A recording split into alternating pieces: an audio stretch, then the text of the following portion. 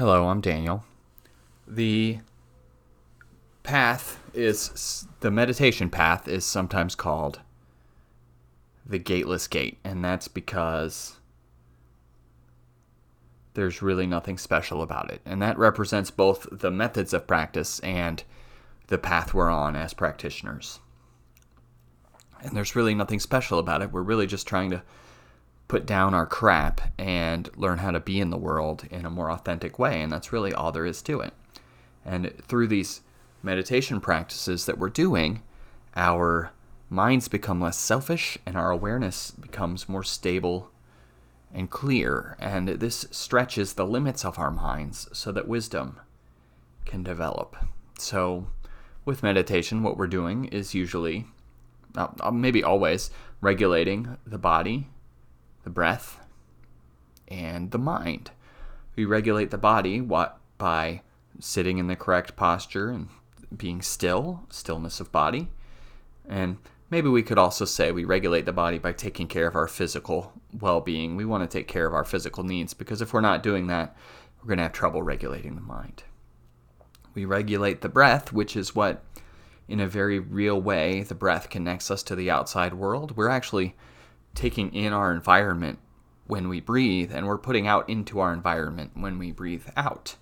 So in that way, it really directly and seriously connects us to the outside world. And also, the breath is sort of a measure of our emotional state.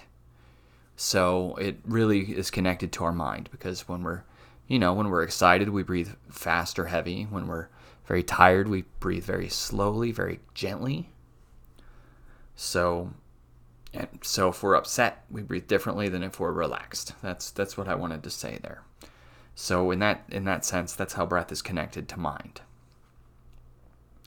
And we regulate the mind by learning how to control our minds. We want to learn how to unify scattered thoughts, so that when we're in a situation, our mind's not going here to here to here to here. People call that monkey mind. It's just when you're just really distracted and lost and not present, and you're just thinking about other things, and sometimes the things you're thinking about are nonsense and aren't even useful to anything, and sometimes the things you're thinking about are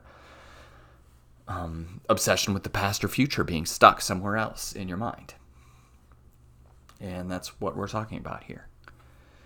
So we are trying to learn how to concentrate and unify our minds. And also, I wanted to talk about attachment to the self, because that, even after we've learned how to concentrate and unify our minds, attachment to ourselves is kind of the thing that can still be there, and it's just what gets in the way of wisdom the most. When we enter a situation, our notion of I manifests. I call this I, me, mine. We bring all of our baggage and our neuroses into every situation, so we don't see things as they really are. And that's what I'm talking about challenging when I talk about cultivating wisdom. We want to stop projecting our confusion onto the world. Most of the time, we don't even see this, let alone have some control over it. Most of the time, we aren't even aware that we're putting our confusion on the world, but we are. And so what we want to learn how to do is not be so attached to ourselves, and we want to face the world as it really is. And then we can see what's in front of us and respond appropriately, and not respond based on our neuroses, based on things that have happened before, based on our obsession with ourselves, any of that. Everything can be vivid and clear, and that's why spiritual enlightenment is sometimes described as attaining your true nature, seeing your true self, all kind of stuff like that. And it goes beyond that. We're continually trying to understand and deepen our experience of the world. That's what we're doing on this path. And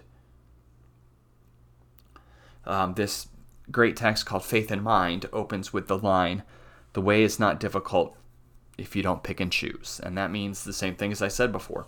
We have to put down our crap, and then the path will manifest naturally. If we're obsessed with getting what we want all the time, if we're judging everything, putting everything in categories all the time, we're going to have trouble. A teacher named Matsu said, "Ordinary mind is the way." So what's that mean? It means whatever we're doing is our practice. And that's what I mean when I say it's nothing special. That's why it's called the Gateless Gate, because it's nothing special. It's just coming into our lives in a more authentic way.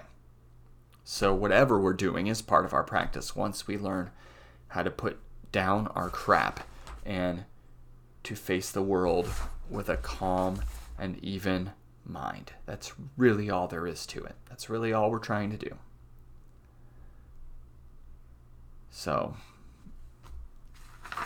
and I will leave you with one more quote because I really like it. A teacher named Hung Chi said, "In the silent sitting, whatever realm may appear, the mind is very clear to all the details, yet everything is where it originally is in its own place. The mind stays on one thought and does not dwell on any form inside or outside." That's what we're talking about here. We're talking about learning how to be fully present, how to see things as they really are, how to be in the world in a more authentic way.